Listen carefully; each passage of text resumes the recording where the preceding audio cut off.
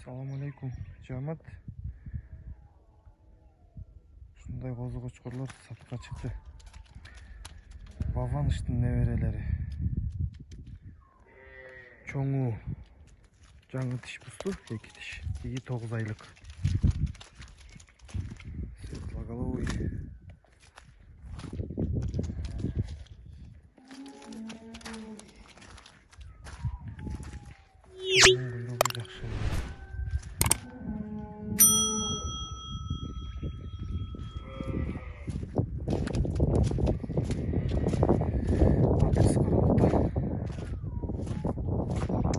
Gelişimizde.